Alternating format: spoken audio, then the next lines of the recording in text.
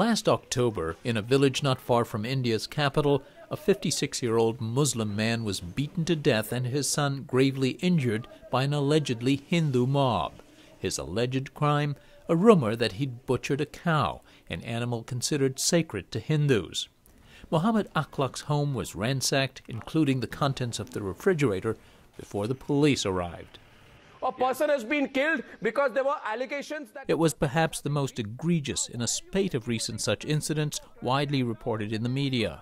They have alarmed many in India's liberal political establishment and especially leaders of the significant Muslim minority who fear a rising intolerance in this largely Hindu nation. The psyche that spawns an incident like this is against India's secularism and brotherhood. It is thinking that looks down upon Muslims with distrust. This incident was not triggered by the beef issue. They murdered him on religious grounds. Whatever triggered the incident, the beef issue has been a political hot potato, one that's endured even as the country has entered the globalized economy. You won't find beef in a Burger King anywhere in India, for example, or a McDonald's. Here, burgers come from sheep, chickens, even vegetables, but not cows. Paradoxically, the animals roam freely on the street, vulnerable to poisonous garbage and to being captured and taken to slaughter at night, though there are efforts to crack down on that illegal practice and to herd cows into shelters. We don't even believe that the cow is an animal. We see it as a manifestation of God. Our magazine tries to educate people about the mother cow, about the benefits of the cow. Hindus, 80% of India's 1.2 billion people, have long venerated the cow. It is the favorite animal of the deity Lord Krishna, and that reverence in turn is likely linked to the animal's utility. Devinder Nayak edits a magazine dedicated to improving awareness of the cow's significance. A poor family can sustain themselves with just one family of cows.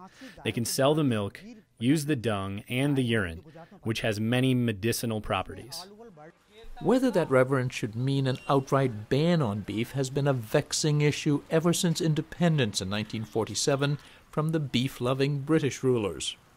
The father of modern India, a Hindu, professed his love for the cow, but Mahatma Gandhi said he would not impose his views on Muslims, Christians, as well as Hindus in some regions who do consume beef. Nonetheless, India's constitution, while not outlawing cow slaughter, urges individual states to do so.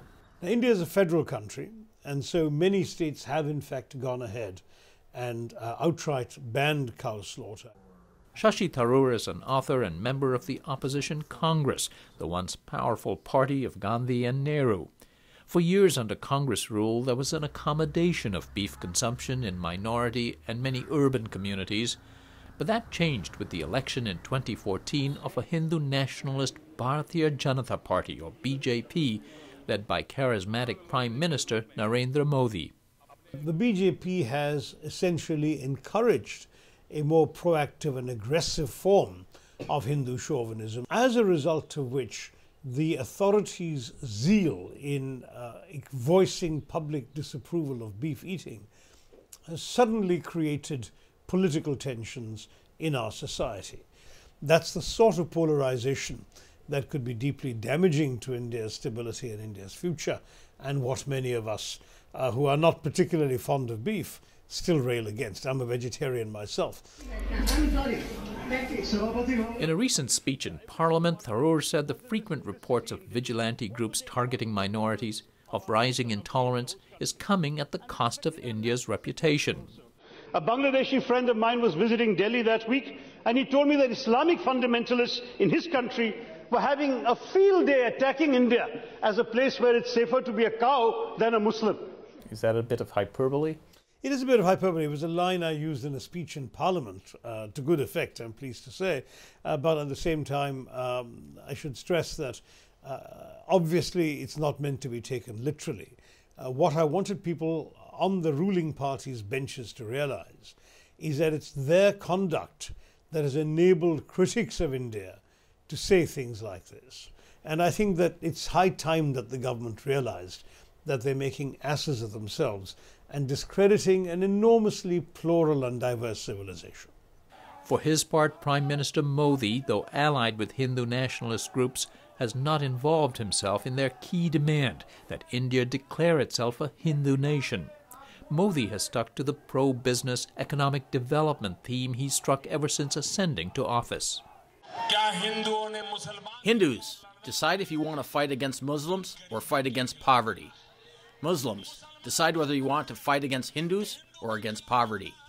Our country can only prosper if Hindus and Muslims unite to fight against poverty, and we defeat poverty. Coming several days after the murder of Muhammad Akhlaq, Modi was criticized for saying too little, too late, and for not reining in vigilante groups and some members of his party who made statements appearing to support them. It turns out, by the way, that the meat found in Akhlaq's refrigerator was not beef, but mutton. But Modi's supporters say it is the opposition that is using divisive religious politics for their own gain. The Prime Minister has repeatedly said that if the country should remain united, everyone will have to walk hand in hand for development. But there are certain politicians that promote pseudo-secularism and are not ready to hear his message.